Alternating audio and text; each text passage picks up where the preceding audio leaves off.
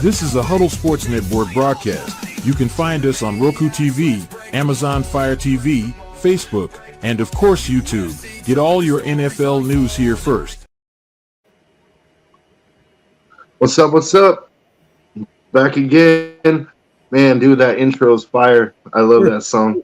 We might have the best intro. I'm just going to go ahead and throw it out there. I haven't heard too many of the other ones, but we might have the best intro song on the Huddle Sports Network. Back again, MMAniacs podcast. I'm Joe, joined as always by Ken, Bare Knuckle Ken. What's up, buddy? Oh, not too much. What's up there, man?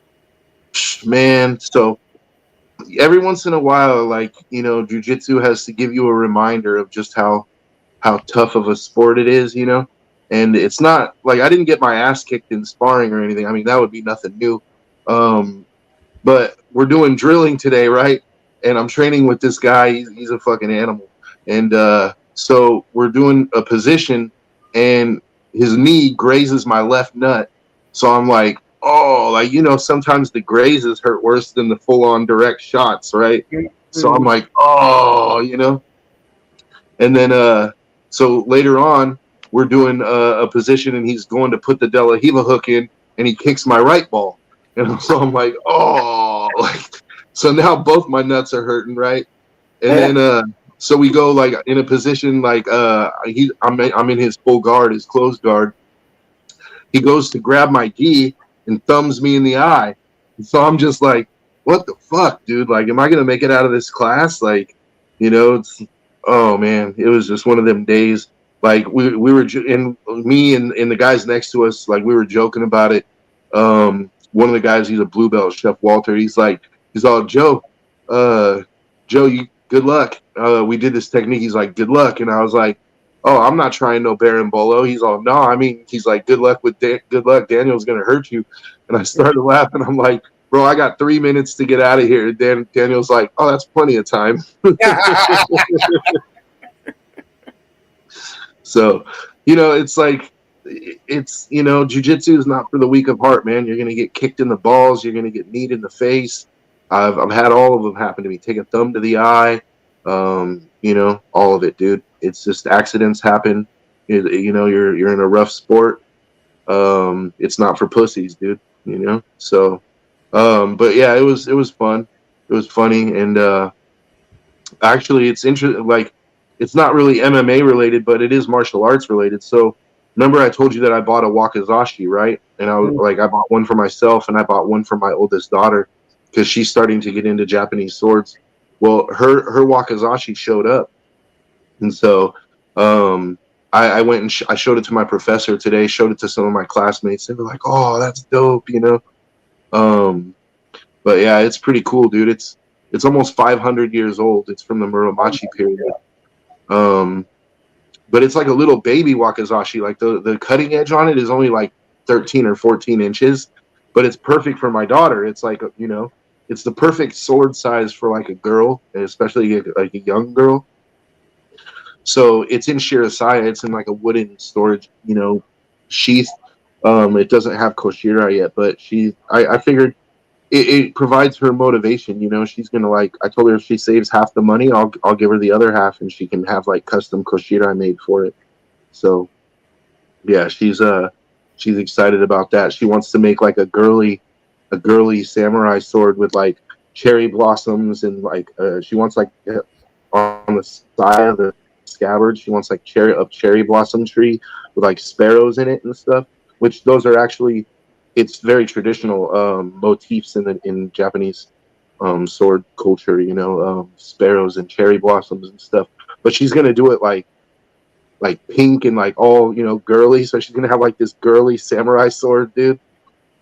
And I've been teaching her how to use it. Actually, I mean, not using it to cut anything, but just teaching her how to swing it, how to hold it, those kind of things. Making sure that she gets an appreciation for it, that it's not a toy. Like I tried to stress to her, you know, like the odds are really good that this thing has killed before and it has the capability to kill again. So treat it like that, you know, like this thing was made for one purpose, to kill in order to protect life. It's not for cutting, you know, not for cutting paper. It's not, you know, for screwing around. This is a weapon that was made to kill. And my professor really dug it. You know, he's been to Japan several times, and especially when I told him, like, you know, this sword is almost 500 years old, he was like, "Oh man," he's like, "This sword has a story. There's a lot of history behind it." I was like, "Yeah, dude." I knew he would appreciate it just like I do. You know, the history behind it. And I only bring it up because, you know, sword, sword, swords. I don't know what you would call it. Swordsmanship is a part of martial arts. You know, like, I mean, there's guys that it's called Aikido. They train to use swords, and they roll up those tatami mats, and they use, you know, swords for cutting those. I mean, they don't use 500-year-old swords, like, you know, they generally, because they're antiques. But so yeah, I'm actually getting my daughter like into a little bit of Aikido, like learning how to hold the sword and how to hold, you know, swing it correctly, and those kind of things, because I'm gonna get one for each of my daughters, because they can take it with them, and it's like when they are on their own and they have their own place, you know, it's like they have home protection model. I mean, they could go ahead and get a gun too. I'm gonna recommend that, but you know, last resort, if you know, you pull out that sword and you know how to use it, all of a sudden it's like the great equalizer. You know what I mean? So yeah, it's I'm excited about that. I'm all about my daughters being able to protect themselves. As you can probably tell, like, they're all, you know, they're in jujitsu, like they're learning how to use swords, like whatever, you know.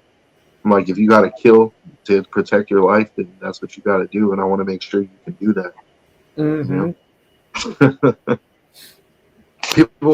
Some people might be like, this dude's fucking nuts, you know, like samurai swords, but I mean, I look at it like this. That thing was built for this job, and it's been doing that job for 500 years, dude. Like, it's still intact after being in battle with other swords. Like, you know, obviously it's a great tool for the job if it's still, you know, if it's lasted the test of time. So, and I just feel like if somebody was to break into your house, if you have a gun, okay, yeah, that's going to probably scare them. But if you come out with a fucking wakizashi and you know how to use it, I think that's a whole lot more intimidating, dude. Because, like, I mean, you could shoot me, and yeah, I'm going to be afraid, right? But the thought of, like, you could literally cut my fucking arm off, or, like, you know, like, what? Who knows what this sword could do to me? Like, you cut my head off with it? Like, yeah, dude, that's going to be a whole lot more intimidating to me. If I broke into somebody's house and they pulled a shotgun on me, I'm like, okay, yeah, I'm probably going to die. But if I walk in there and they got a fucking katana or like a wakizashi and they're in the stance, like they know how to use it, I'm like, oh, shit. You know what I mean? Like, who knows what's about to happen?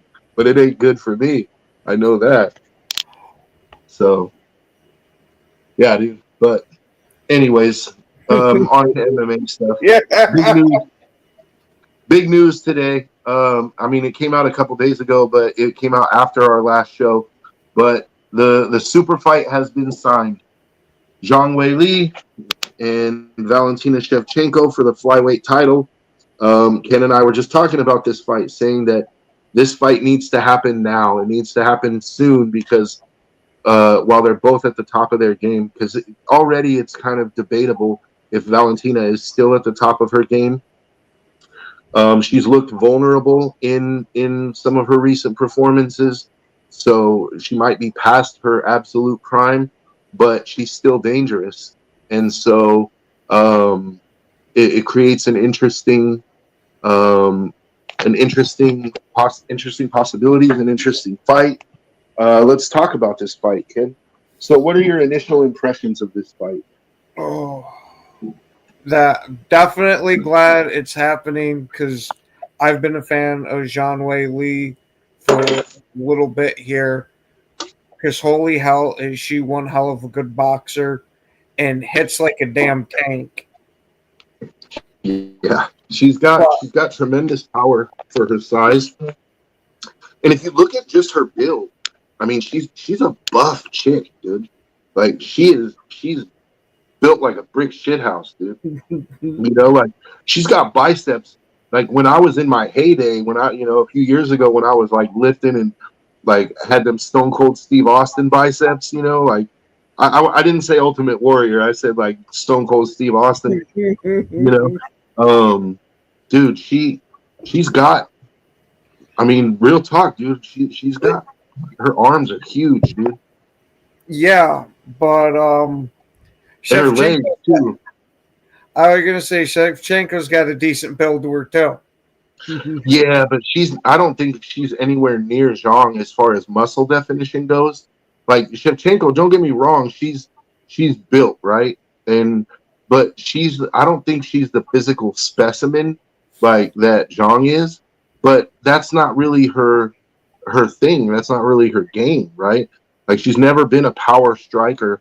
She has some knockouts, but they're from mostly head kicks, and it's more, her game is the technical point fighting, kickboxing fight, and also she has tremendous wrestling and control. But let's go like category by category, and let's break this fight down. Like in the stand-up game, you can't really give.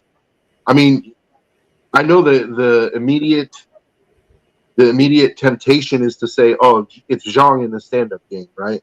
Because of her power. But when it comes to technical striking, you have to, I mean, at least for me, I have to kind of pause and say like, well, hold on, not so fast, because Valentina is a 17-time world champion kickboxer. Like, she knows how to fight. She knows how to stand up. She knows how to strike. And she knows how to avoid taking big damage. We've never seen Valentina get rocked by a punch and be in serious trouble, right? And there's a reason for that, because she knows how to maintain range, maintain distance. And is it the most exciting way of fighting because of her lack of power? No, not really. You know who she reminds me a lot of is Joanna Jędrzejczyk in her striking, in her technical striking. Joanna was the same way. She didn't have a lot of knockouts, but she would just fuck you up over 5 rounds, like little jabs and kicks and knees, and you were never in serious trouble of getting knocked out. But by the end of the fight, your face is all pieced up, and you're like, dude, how did this happen? Like, you know what I mean? I don't remember a single punch that had her in trouble, but her face is looking all like hamburger meat, dude. Like, Valentina's kind of that same way. Whereas Zhang has the power to end the fight with, one serious shot. So with that said, now that we've like laid out a little bit of the nuance of the striking game, who do you give the advantage to?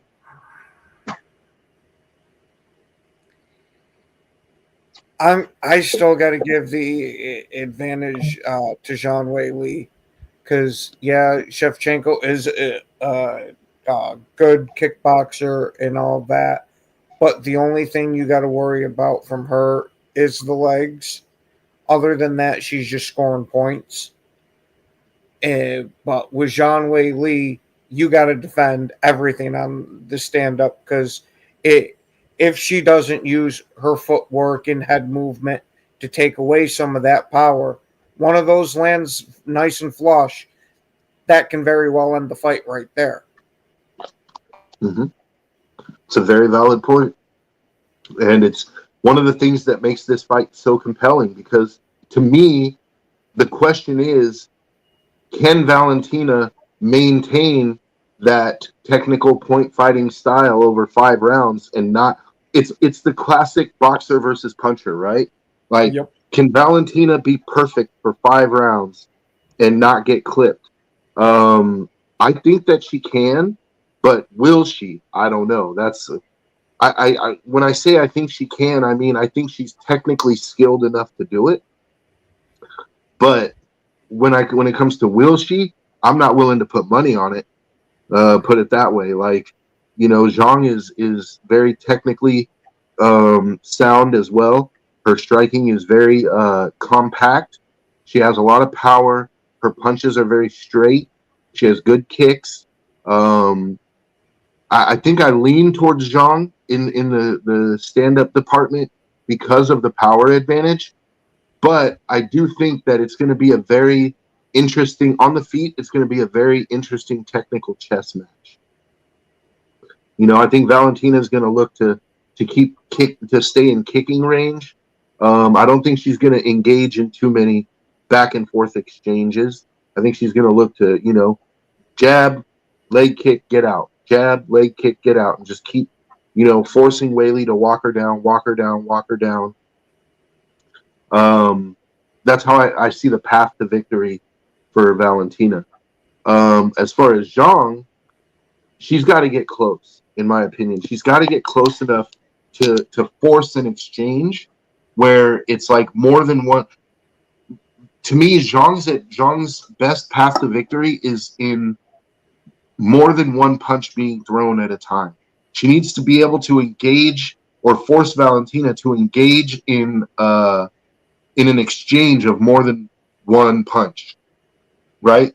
You can't go jab for jab. It's got to be like Zhang is going to have to take risk and go in there and throw combinations. But if she does that, I feel that's her best chance because it's going to be harder for Val to move out of the way of 2, 3, 4 consecutive punches. Mm-hmm. You know? Yeah, that's a very compelling part of the fight. Now let's go to takedowns. Who do you give the advantage to in takedowns? In takedown in and of itself, I think I'm leaning more towards Shevchenko in that. Because she has a pretty good judo background. I agree. I give the takedown advantage to Shevchenko. We don't really see Zhang take people down too much. Zhang is more like she'll wait for them to try to take her down, and then she uses those scrambles to gain good positions. And you don't really see her offensive wrestling too much. Whereas Shevchenko, Shevchenko specifically looks to get you up against the cage and, you know, work a trip, something like that. But that's going to be another very interesting part of the fight. If the clinch comes and they're up against the cage and Shevchenko manages to trip her down, that scramble, that moment where Zhang is on her way down, some interesting things can happen there. Like with the scrambles, you know, Zhang, she showed against Tatiana Suarez that, like, you know, Tatiana took her down several times, but it always ended up bad for Tatiana because, you know, she gets her down, but as she's falling, she's already moving and already scrambling, and she ends up in the superior position. So that's going to be an interesting part of that fight as well. Ground game. Let's go to ground game. Actually, let's break up ground game into two different parts. Because to me, usually I wouldn't do this, but for this fight, because they're both so good on the ground, I think let's break it down into control, and then let's break it down into like submission game or jiu-jitsu game. Okay. So control game. Who has the better control game? Control, I give it to Zhang Wei. Really? Mm-hmm. I was going to say, because from the fights I've seen of her, most of the time she's in the dominant position with it. And like you were just saying too, even going down into the scramble, she's finding ways to get out on top. Mm-hmm. See, I'm going to go with control. I'm going to go with Shevchenko because she's shown over the course of a lot of her title defenses. I mean, she can crucifix you, and she's very good at holding people down once she gets them down and not letting them back up. And so I think that's enough. Like, if the fight goes to the ground, that's her path to victory, is to try to hold Zhang down and do damage that way. So I give her the advantage there, but I give Zhang the advantage when it comes to, like, I don't know if I'll call it jiu-jitsu, but like transition grappling, you know, like putting yourself in the superior position. Like the scrambles, I definitely think Zhang would have the advantage there. Like you said, she is always putting herself in a superior position. She doesn't accept being taken down, like where she just goes down to her back and says, okay, I'm going to go to guard. Like when she's on her way down, she's already wiggling and moving, creating a scramble. Yeah. Okay. And Now so, I get what you meant by it. yeah. So I would give Zhang the advantage there. But overall, I think I would give the ground advantage if we're counting takedowns, control, and scrambling. I'm going 2-1 Shevchenko. So I give Shevchenko the advantage on the ground, and I give Zhang the slight advantage standing up. So it's pretty even in my eyes as far as if the fight goes to the ground. I think it's going to be very interesting. The fight's going to be interesting no matter where it goes. I think. It's can Well, Valentina I was avoid going to getting say hurt? that is unless Valentina is able to stay on her bicycle the whole time and just win on points, just sticking and moving. That could very well be her strategy. And I don't think it would be a bad strategy. I don't think that you want to sit here and try to, make fight of the year with Zhang. Like, I don't think you want to sit there and like point to the center of the octagon and be like, let's stand and bang, bro. Like that's not the strategy for Valentina. She's going to be very technical. I expect. Here's another thing that plays into this fight as well is that I'm not sure how much Zhang cuts to get to 115, but she's no longer going to have to cut, or at least she's not going to have to cut anywhere near as much to get to 125.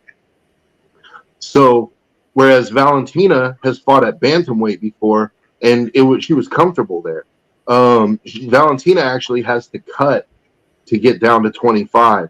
So I do think on fight night, I don't know how big the weight advantage is going to be, but I think it's going to be more than 5 pounds for Valentina.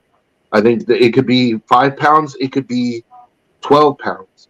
I don't know. It just depends on how much weight Zhang actually cuts to get to 15. What is Zhang's natural walk around weight, right? That's what we don't know. Valentina, we can sort of guess because she fought at bantamweight and it was comfortable for her. And flyweight is not really like she's made the weight. She's never had any issues, but she definitely cuts to 25. So I'm guessing her walk around weight is somewhere around 145. And I don't know if Zhang I don't know if her walk around weight is that heavy, especially because Zhang is short.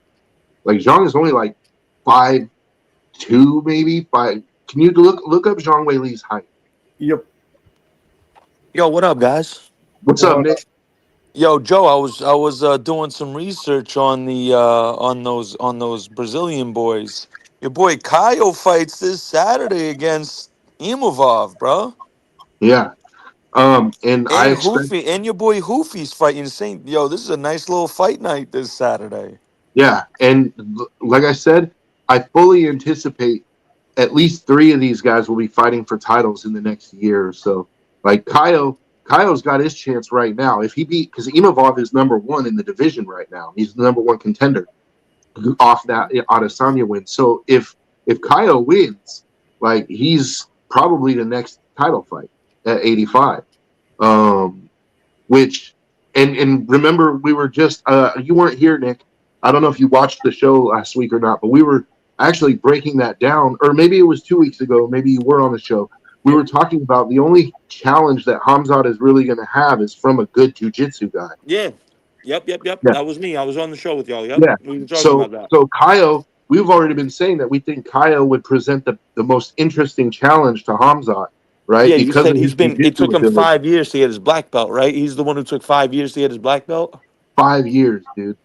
That's insane, bro. It's insane, dude. Like to just walk into a gym and 5 years later you're getting a black belt hung on you. And we're not talking about the Derek Moneyberg black belt. Like you guys know who Derek Moneyberg is? No, but I get what you're referencing. Yeah, well, so Moneyberg is his name is Moneyberg. I mean, sheesh, dude. That's already like should tell you everything you need to know about this guy. But this dude is like basically, I mean, he looks like a slimmer and shorter Andre the Giant. And he's like out of shape. dude. I mean, the dude looks like he's never seen a pussy in his life. I'm just being honest. And he's like, he does these stupid seminars, like these scam seminars on how you can get rich, right? But he's got money. I'm not hating on that part. The dude has been allegedly, he has the money that he gets private lessons from guys like Frank Mir, Jake Shields, Glover Teixeira, Lyoto Machida. Like, he has pictures with all of these guys, and he's been allegedly training with them. But Jake Shields just gave him his black belt in 3.5 years. And the whole Brazilian Jiu-Jitsu community was up in arms about it. They're like, what? Like, there's not even footage of this dude sparring. Like, there's like footage of him like drilling techniques. And even people who, when they watch these drilling videos, they're like, this dude's a black belt? Like, he doesn't even have blue belt technique, but he's a black belt? So, yeah, dude, we're not talking. The only reason I bring this up is, number one, to shit on Derek Moneyberg for buying a black belt, and to shit on Jake Shields for giving it to him. Shame on you, Jake Shields. And second, because Kaio is not that. Like, Kaio legitimately walked into a gym and 5 years later came out with the black belt. Like, I feel like he's gonna destroy. I feel like he's gonna destroy this cat Saturday. I mean, Imavov is a very good striker.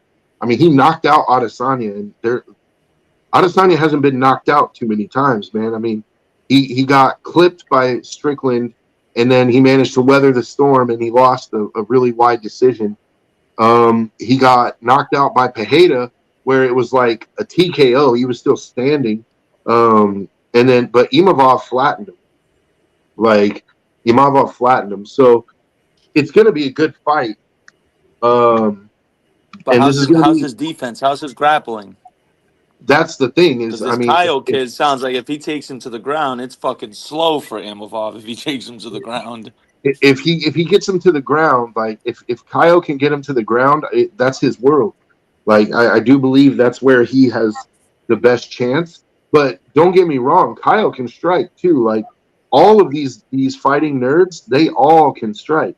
Like, these guys, their gym, in my opinion, their gym is the best gym in mixed martial arts right now.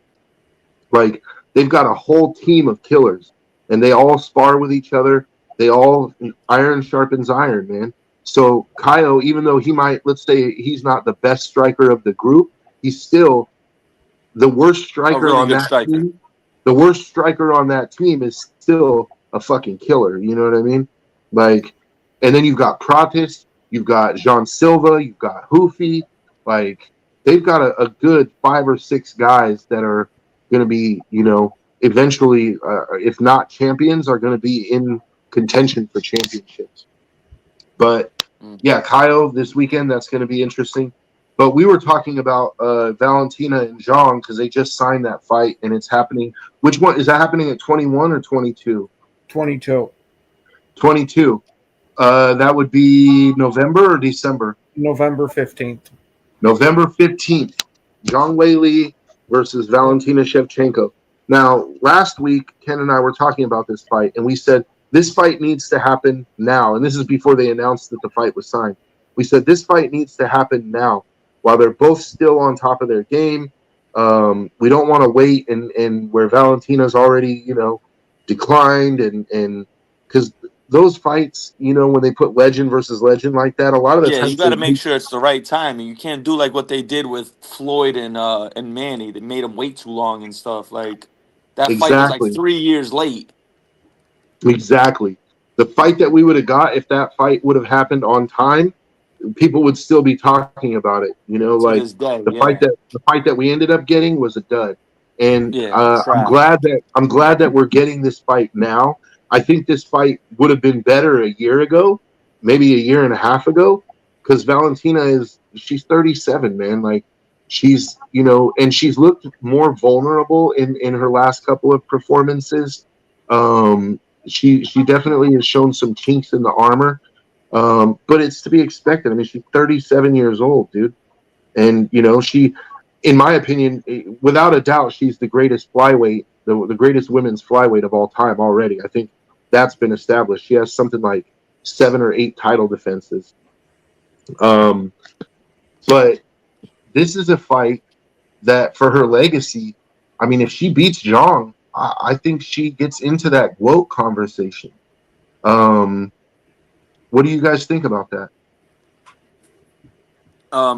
I think Valentina's she's badass, man. She's badass. I think if she does win, I mean, I already have her in as one of the GOAT female fighters. I think she's on the Mount Rushmore of Hmm. female MMA fighters. But I'm saying, like, in the Like it'll conversation enhance for her GOAT, legacy.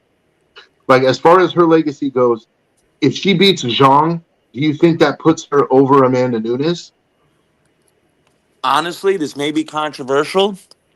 Yes, for the longevity, for how long she's done it. Hmm. I think yes. And I see, know here's the thing. Amanda's probably Right? been more dominant. She has more memorable moments.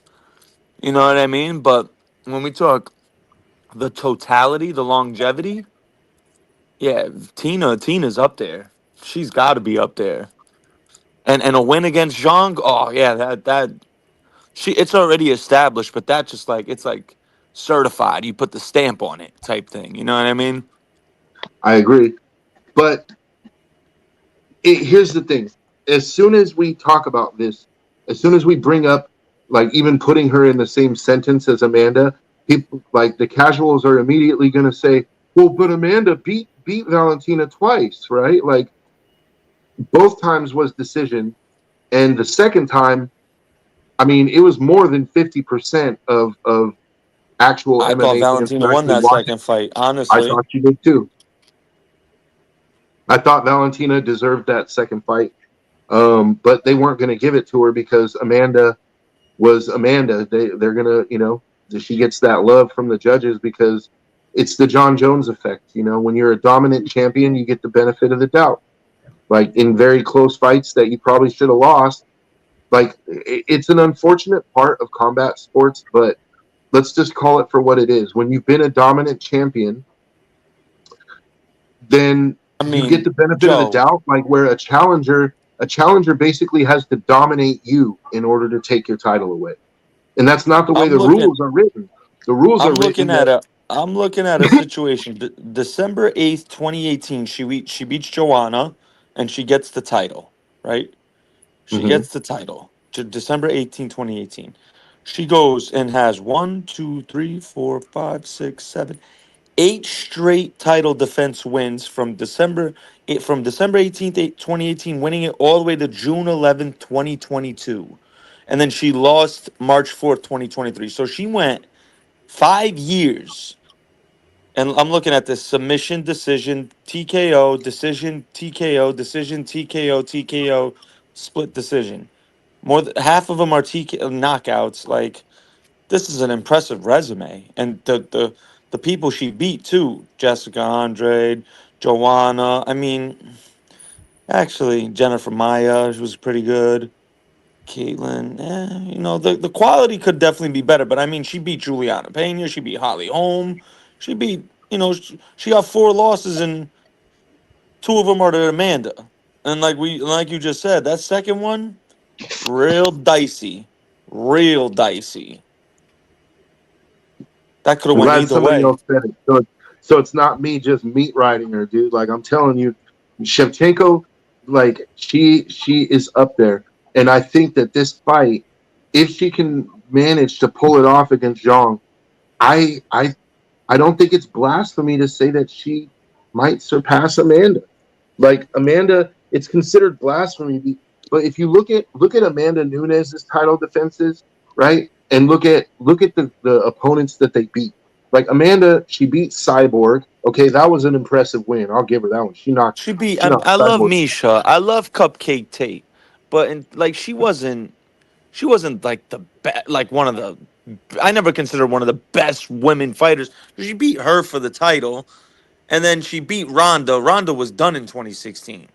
Ronda She was already already peaked. washed, Yeah, and Ronda had no Ronda's stand-up reign game was over by whatsoever. then, and she tried. And she had the nerve to try and stand. She should have shot The second that fight started, she should have shot on Amanda. You're crazy for trying to stand up with Amanda Nunes.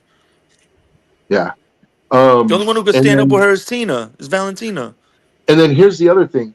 Amanda lost to Juliana Pena. Now we've talked about this before, Ken and I, and Didn't I'm of a and Valentina beat her. but I'm kind of the belief that that was more WWE than UFC. It was like Amanda needed a break, and like in WWE when the champ needs to go on vacation for a while, they drop the Oh, belt. they have him taking hell, yeah.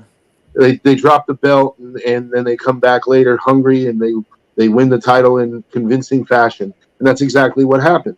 Like if you watch those two Pena versus Nunes fights, they couldn't be more polar opposite. The first fight, Amanda was reckless and had no cardio, got gassed and got, I mean, really pieced up by Juliana's jab, and then got submitted where she got choked. The choke wasn't even all the way in. Juliana didn't even have hooks in, and she tapped. The second fight, she absolutely dog walked that bitch.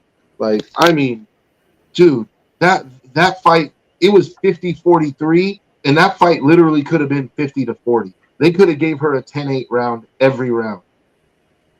Like, just how do you go from being, the first fight being absolutely dominated to the second fight, like the girl doesn't even score up, doesn't even win a round, not even an exchange. You know what I mean? You just dog walk her like that. So I kind of believe it was fixed, but there's no proof of it. So let's assume, for the sake of argument, that it wasn't fixed, that Juliana legitimately beat Amanda. Valentina beat Juliana. No problem. Right? And I granted MMA, that's MMA math, right? Well, this person beat this person, but this person beat that person. Mm-hmm. But I think it's relevant context. Like, she beat Cyborg, okay. She beat Ronda. I don't, that doesn't really knock my socks off, you know? Like, look at Valentina. She beat Joanna, who's widely considered the greatest strawweight champion of all time, except now Zhang is, like, Yeah, I stepping was just into about that. to say it's really weird with that because it's like if I name you these three fighters and tell you to rank them historically, Zhang, Joanna, and Rose Namajunas. Rose Namajunas probably comes third, but she beat both of them. So it's like it's so weird to do these things sometimes because it's like, and I love Rose. I thought she was a great fighter. But if I say Rose Namajunas, Joanna, and Zhang, and tell you to rank them 1 through 3, one being the best, Rose comes third every single time. Yet she beat them both twice, not once, twice. So it's like it's so wacky sometimes to do things like that. You know I'm what I not so mean? sure. I'm not so sure I put Rose third. I You mean, really you'd put her above Joanna or Zhang? I think I put her above Joanna only because she beat Joanna's ass twice, and like she beat Zhang twice too. But it's hard to argue. I can't, in good conscience, put her over Zhang at this point. Like Zhang, despite the losses And to you know what? Rose, Looking at Joanna's resume, you're right. Zhang You has could more definitely than put proved Rose above herself. her. In my opinion, Zhang has more than proved herself over those two losses. Whereas Joanna, like when Rose beat her, Joanna was the boogie woman. She was in her prime, dude. Like, and Rose didn't just beat her; she knocked her out. So I the fact that Rose is a two-time champion, Zhang is a two-time champion. Joanna's only a one-time champion, and she had 5 title defenses. Um, it's when we're talking about rankings, right? There's who was the better champion and who was the better fighter. I think those are two different things. And Yeah, so that's fair if to we're say. talking about who was the better fighter, I think I wouldn't have a problem putting Rose at number 2, Zhang at number 1, Joanna at number 3. If we're talking about who was the better champion, then yeah, Rose is number 3, hands down. Like, she didn't have the title defenses. She didn't have, she was very good at winning titles, not so good at defending them. Sort of That's like Conor definitely McGregor, yeah. very good at winning titles, but when it came to defending them, eh, you know. To me, he's one of the. Um, I thought. his reign was on top, shorter than a leprechaun. um, yeah, well, Connor had other things. Once he fought Floyd, it's like, when you can wake up to a pile of Yeah, cocaine every his day, it's kind of hard. But anyways, so we're talking about Zhang and Valentina. What does this fight do for each of their legacies? Ken, let's go to you. We'll start with you. Oh, Give me what does this do for Valentina's legacy, and then what does this do for Zhang's legacy? And where do they go from here after a victory for each one of them?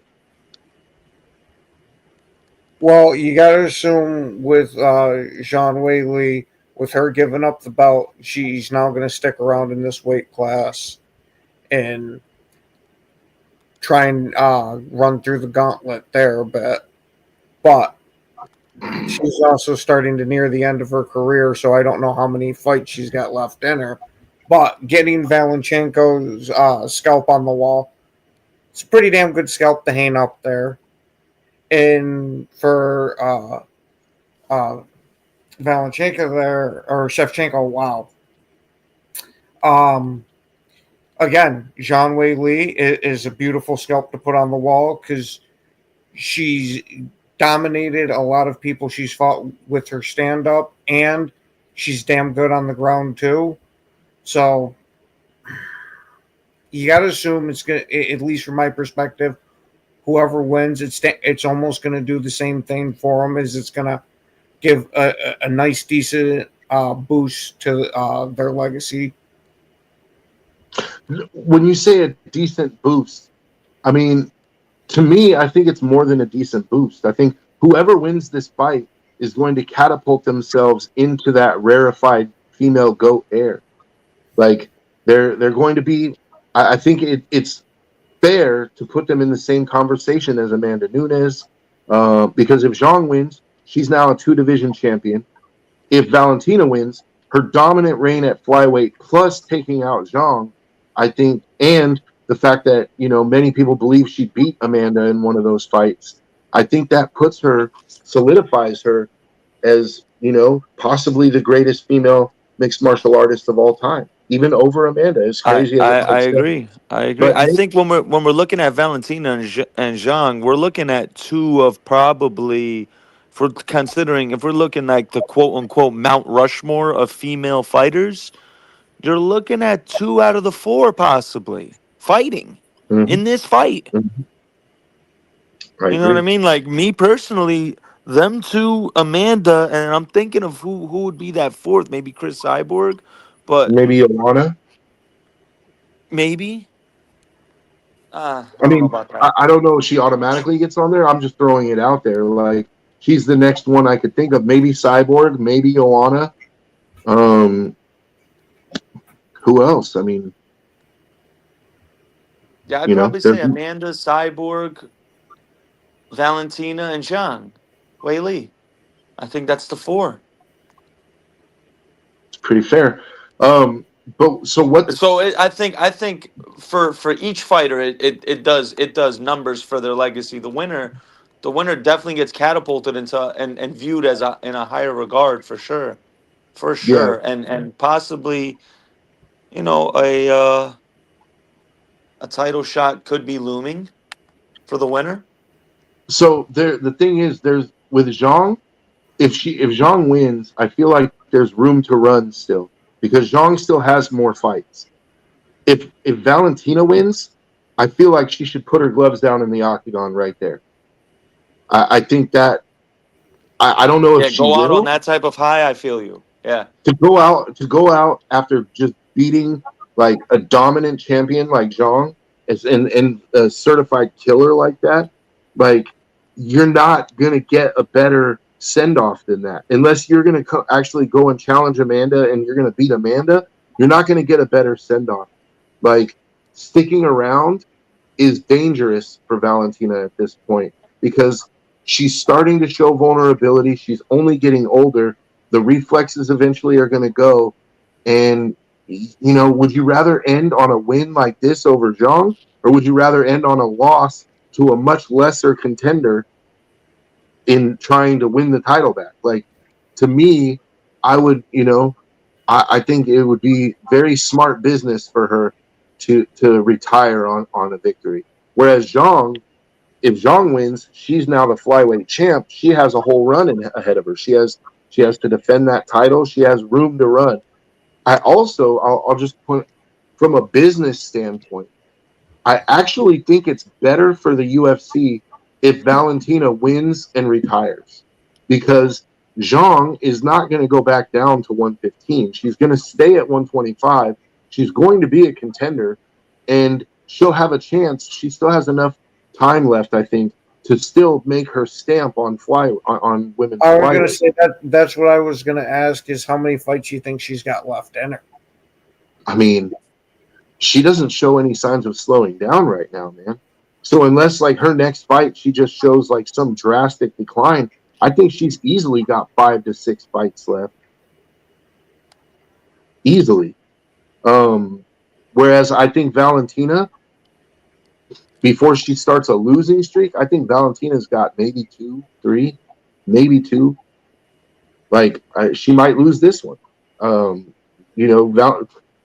is a very live dog in this one, dude. Like, it's if she escapes with the belt, I think she should retire. I'm not just saying that because it's like, to put the cherry on your career. I'm saying, like, if you escape this one with the belt, save your legacy. Don't take any unnecessary losses to lesser contenders. Like, go out on top. There's something to be said for going out on top. There's only a few people. Look at the NFL. There's only a few people who actually retired on top, right? Look at John Elway, right? He won his second Super Bowl. What did he do? He said, man, I can't top this. Like, might as well go out as a Super Bowl champ. Peyton Manning. Peyton Manning. Did the same Ray thing. Lewis. Ray Lewis. Mm-hmm. Why you can't get any higher than the top? So it's like, to me, if I'm Valentina, this is the top. If I beat Zhang and I beat her convincingly, like whether by decision or what, but if I beat her convincingly, like I'm hanging up the gloves and I'm gonna assume my spot on the women's Mount Rushmore of UFC of mixed martial arts. Whereas I feel like Zhang still has room to run. Even if I think Zhang can afford this loss more than Valentina, if I'm being honest, because Zhang has been such a dominant run at strawweight. Losing to Valentina, there's no shame in it. Valentina's a Hall of Famer, right? And Zhang still has time to still have a run at flyweight and prove herself. I think she can still end up on the Mount Rushmore. So for business, I think it's better if Valentina wins, but I don't know. If Zhang wins, it's still good for business because Zhang is, going to be the next big star. But I think win or lose, Valentina should probably retire after this fight. What do you think? I mean, you definitely have a good point on that. I mean, it's not like Valentina's she can't get any more credible wins. This would be the icing on the cake for her, essentially. Mm-hmm. What about you, Ken?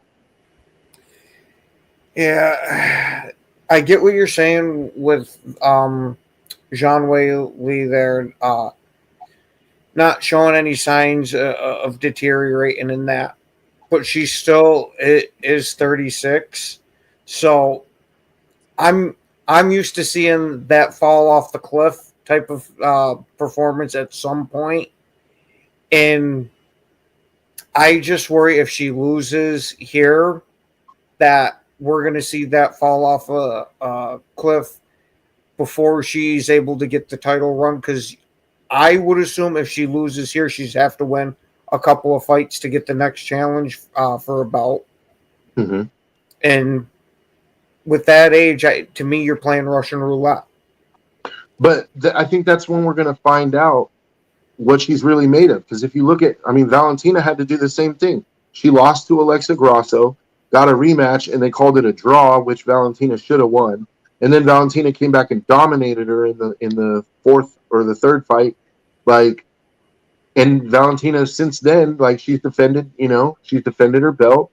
But she had that loss in the middle of her prime run, right? Like, so she faced adversity. She came back from it. I think if Zhang is really what we're saying she could be, then, she can handle this loss and she'll still come back and she'll still win.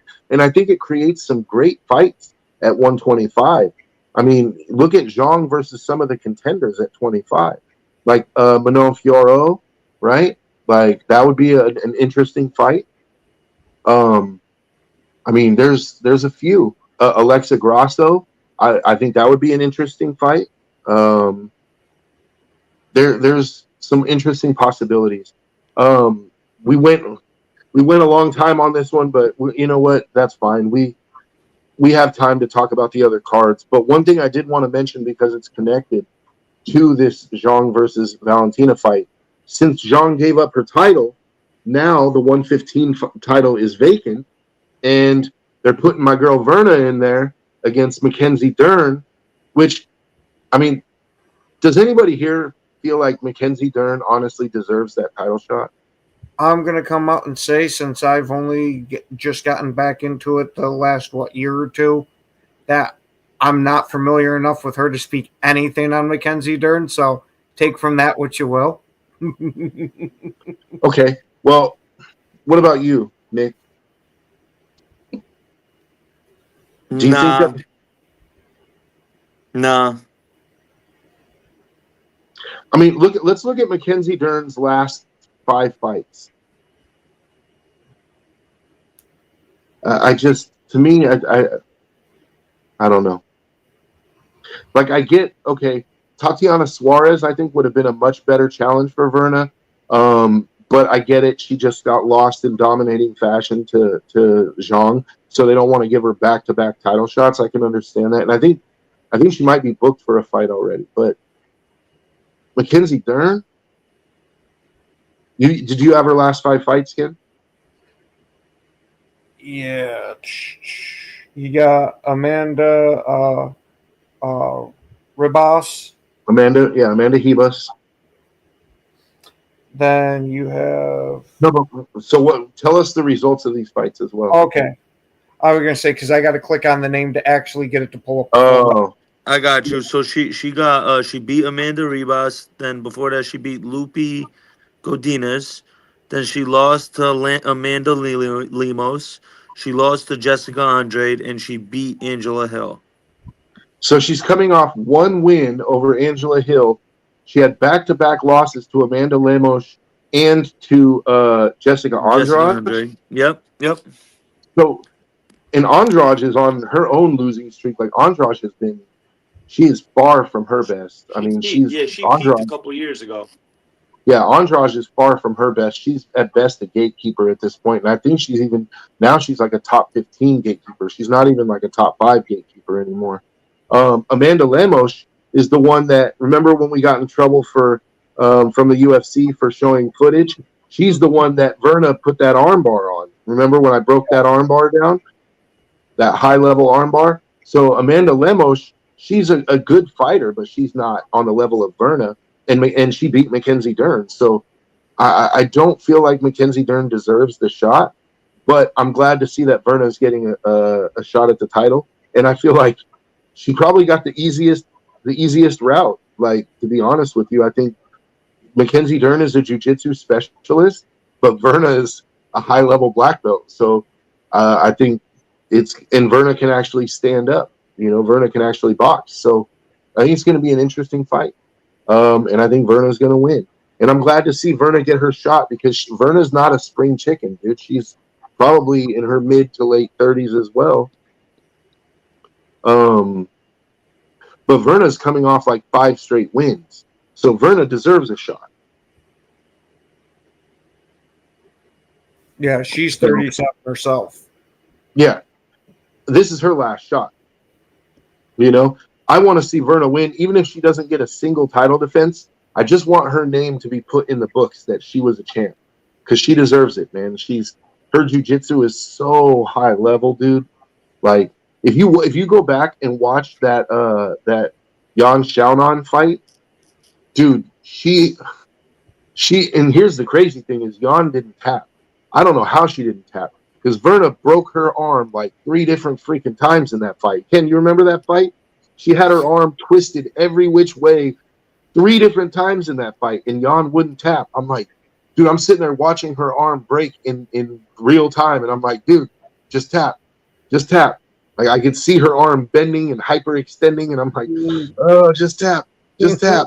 Credit to Yan Xiaonan. She didn't tap. She's a warrior, dude. But, yeah, Verna, when it comes to jiu-jitsu, that girl is about as legit as they come, dude.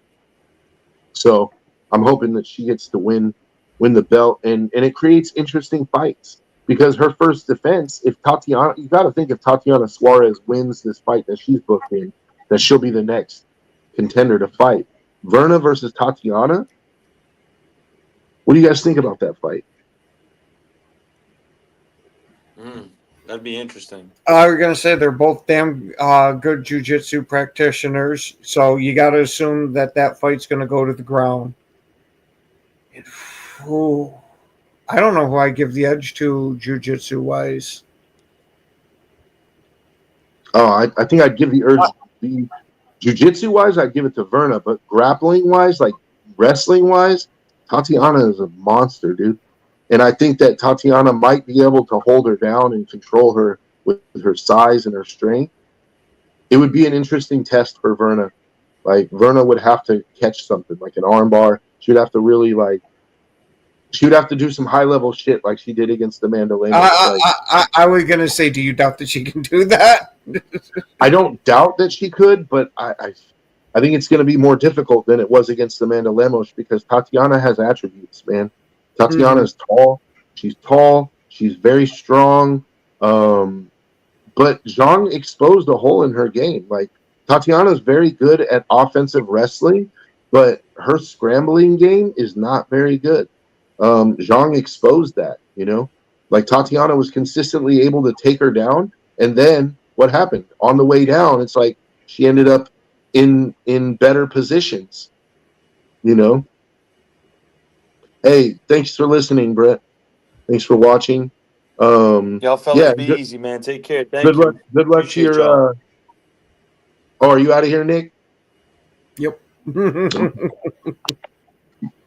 Yeah, we're almost out of time anyway. But next week we'll get into the cards. Mainly me. I got really excited on this Valentina Zhang thing, but I mean, this is what we're here for, right? I mean, these fights like this don't happen every day, and so they deserve to have some coverage on them, right? They deserve to be talked about because we're not going to get another fight of this caliber for a while. You know, this is a super fight, and so I'm excited that we're getting it while they're still relatively at the top of their games, and we'll see what happens. Next week we'll break down. Because I think the first card, 320, is that Ankalaev versus Shama? I think so. Hold on. Ankalaev versus Pereira? Yep. And it's also Marab versus Sanhagen. We'll break those fights down next week. And then also we'll break down Islam versus Jack Della Maddalena as well, because I think that's going to be an interesting fight. I don't think Islam is going to be the heavy favorite. Like, I don't think he's, for the first time, I don't think everyone is going to rush to pick him. But you never know. I mean, Islam has his fans, man. So we want to thank you guys for joining us this week. If you're on YouTube, like and subscribe. Huddle Sports Network. Throw a like up on our page, man. We're trying to grow. We're trying to grow our show. Tell a friend. Tell a friend about our show if you know somebody that's an MMA fan. We appreciate all of you guys for watching. We'll see you guys next week.